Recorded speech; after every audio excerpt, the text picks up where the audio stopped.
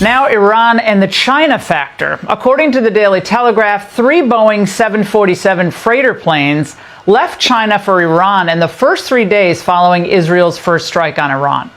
Data showed that on each flight, the plane flew westward along northern China, crossing into Kazakhstan, then south into Uzbekistan and Turkmenistan, and then falling off the radar as it neared Iran. Now, to add to the mystery, flight plans indicated a final destination of Luxembourg, but the aircraft appeared to have never flown near Europe and near European skies. Now, for your edification, these types of aircraft are routinely used to deliver heavy weaponry. Robert Greenway was the National Security Director for the National Security Council during the first Trump administration and is now with Heritage. He joins us now. Robert, I think people assume that because China has been relatively quiet here, that they're not or could not play any role whatsoever. But what could they be up to here? Well, thanks for having me. First, I think it's important to remember what the relationship is. 43% of China's oil and gas come from the Middle East, a large volume of that from Iran. It likes to buy sanctioned oil below market value, and that fuels the Chinese economy and also its military ambitions.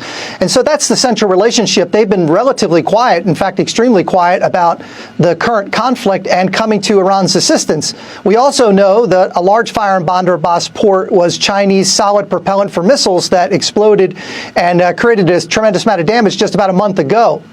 I think it's unlikely to see Chinese arms shipments under the circumstances to Iran. It's more likely that Iran may be removing material or personnel or regime valuables to safe haven in light of the conflict. I think that's probably the extent to which China is willing to accept the risk associated with the current circumstances. But 3 very large planes in 3 days that were supposedly destined to Luxembourg didn't arrive in Luxembourg, never went into European airspace, and took that bizarre route to get to Iran. I mean, they're obviously not delivering medical supplies. There's something going on here that I imagine Trump is being briefed about by our intel agencies. But Robert, Trump did reveal something very interesting this afternoon at the Oval Office. Watch this.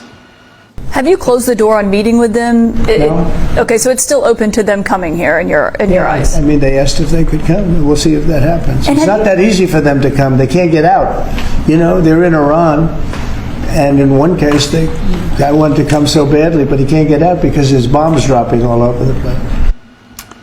What of that, Robert? I mean, Iranian officials, I mean, you obviously heard the supreme leader dig in and say, there's no way that you're going to regret this if you do this. Leaving it up in the air, like what are they capable of delivering against the United States? I don't know if we really know. But what are your thoughts about President Trump pursuing peace to the last moment? Well, it's a remarkable turn of events. Just a few weeks ago, they had rebuffed his offers of diplomacy, and since then, Israel has begun dismantling the Iranian regime piece by piece with support and assistance provided by the United States over generations, some of our most important investments, and now on full display.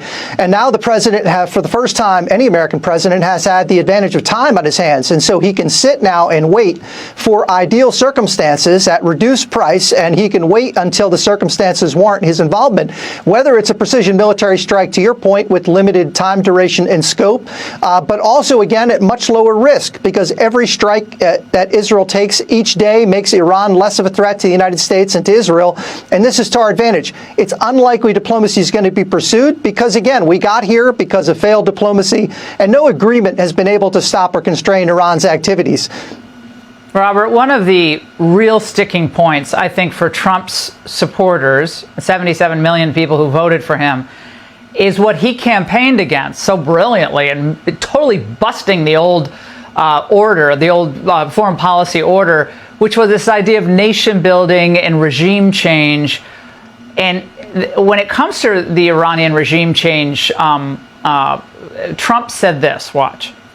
If regime change does happen there, if the regime falls, do you have a plan for what you think would happen there? I have a plan for everything, but we'll see what happens. We've got a ways to go.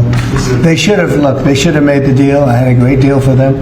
They should have made that deal. 60 days, we talked about it, and in the end, they decided not to do it, and now they wish they did it. Now, I think there's enormous support, Robert, for a very limited and successful, of short duration, perhaps attack on the nuclear facilities. It has to be successful, and Trump knows that. But this idea of America helping to install the next leader of Iran, how risky is that? Well, you're exactly right. I think there's support for that. And I think that's all the situation requires. And I think that's all the president is going to be willing to do, if that even becomes necessary, and time will tell. And so you're exactly right. This is an incredibly unpredictable circumstance. But the good news is, again, is America doesn't have to involve itself in regime change, nor selecting who the next leader might be. Our interests are, as he stated, Iran can't have a nuclear weapon. It's that simple. Well, Robert, we really appreciate it, and we are praying for the president, his decision-making, and for our troops and our country tonight. Robert, thank you.